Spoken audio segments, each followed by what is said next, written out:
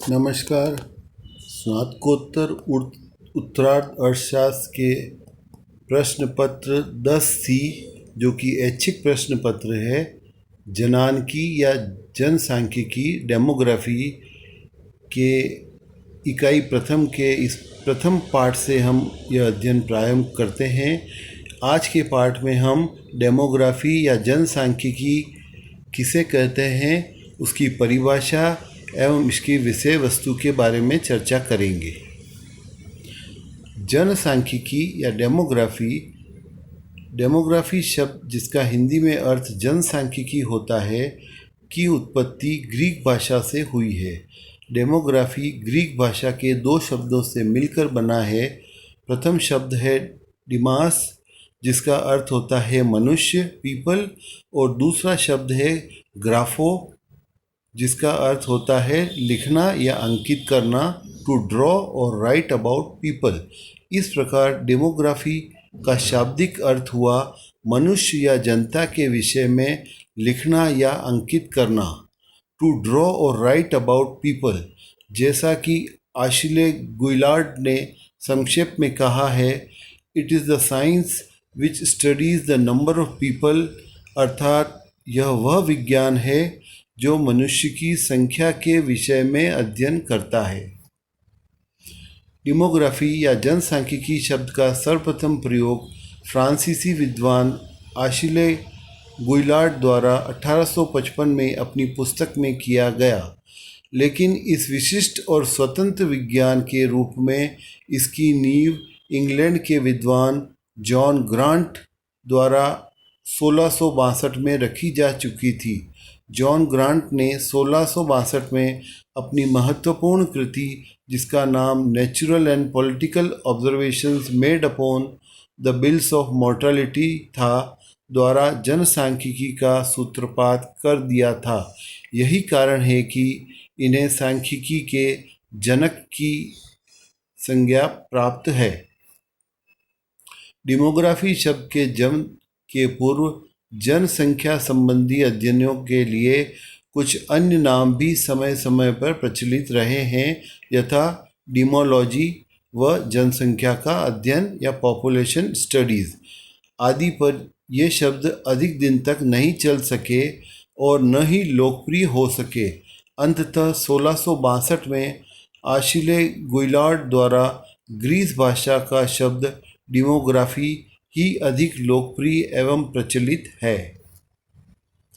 आशिले गुइलार्ड के अनुसार यह जनसांख्यिकी या जनानकी जनसंख्या की सामान्य गति और भौतिक, सामाजिक तथा बौद्धिक दशाओं का गणितीय ज्ञान है। लेवासियर्स के अनुसार यह यानी जनसांख्यिकी साधारणतः जनसंख्या का विज्ञान है, जो मुख्यतः जन्मों, विवाहों, मृत्युओं तथा जनसंख्या के प्रवास की गति को सुनिश्चित करने के साथ ही साथ उन नियमों की खोज करने का भी प्रयास करता है जो इन गतियों को नियमन करते हैं। लेवाइसियर ने अपनी परिभाषा जीवन समंग को वाइटल स्टैटिस्टिक्स से संबंध करने का प्रयास करके ऐतिहासिक महत्ता को रेखांकित किया है।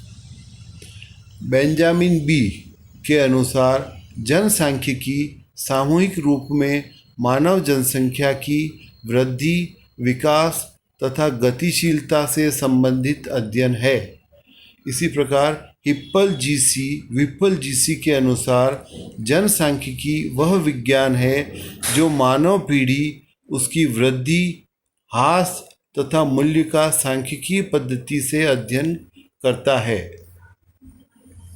इसी प्रकार पीआर कॉक्स के शब्दों में जनसांख्यिकी वह विज्ञान है जिसमें मानव जनसंख्या के अध्ययन में सांख्यिकीय पद्धतियों का प्रयोग किया जाता है तथा यह मुख्यतः जनसंख्या के आकार, वृद्धि अथवा ह्रास, जीवित व्यक्तियों की संख्या तथा अनुपात, किसी क्षेत्र विशेष में जन्मे तथा मृत तथा ऐसे फलनों की माप जैसे प्रजननशीलता, मृत्यु तथा विवाह दरों में से संबंधित है। इस तरह कॉक्स ने जनसांख्यिकी के अध्ययन में सांख्यिकीय पद्धतियों के प्रयोग को महत्व प्रदान किया है और जीवन समंकों के अध्ययन एवं विश्लेषण की सार्थकता की विवेचना की है। जनसांख्यिकी कुछ व्यापक दृष्टिकोण की परिभाषाएं भी उपलब्ध है, जिसमें सर्वप्रथम है थॉमसन एवं लिवाइस के अनुसार इसकी यानी जनसांख्यिकी रुचि वर्तमान समय की जनसंख्या के आकार, संरचना तथा वितरण में ही नहीं बल्कि समय समय पर इन पक्षों में हो रहे परिवर्तनों एवं इन परिवर्तनों के कारणों में भी है। इन्होंने अपने पॉपुलेशन स्टडी में जनसंख्या का आकार, साइज ऑफ पॉपुलेशन, जनसंख्या की संरचना, कंपोजिशन ऑफ पॉपुलेशन एवं जनसंख्या का वितरण यानी डिस्ट्रीब्यूशन ऑफ पॉपुलेशन को शामिल कर जनसांख्यिकी के अध्ययन को व्यापक बनाने का प्रयास किया। हाउजर एवं डंकन के अनुसार जनसांख्यिकी जनसंख्या के आकार, क्षेत्रीय वितरण, गठन व उनमें परिवर्तन के घटक जो कि जन्म, मृत्यु, क्षेत्रीय गमन या प्रवास एवं सामाजिक गतिशीलता जो कि स्तरों में परिवर्तन के रूप में पाए जाते हैं का अध्ययन करता है। इस परिभाषा में जनसंख्या की संरचना के अंतर्गत जनसंख्या के परिमाणात्मक एवं गुणात्मक दोनों पक्षों का समावेश है।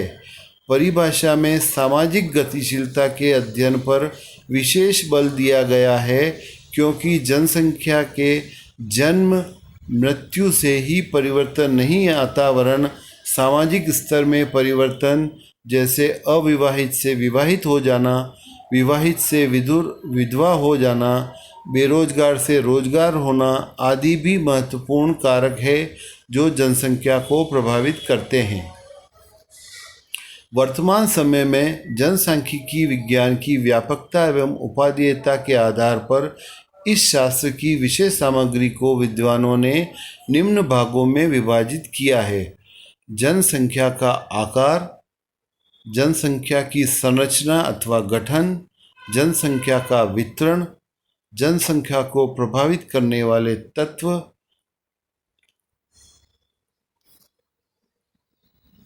आने वाले पाठों में हम इन विषयों पर विस्तार से चर्चा करेंगे।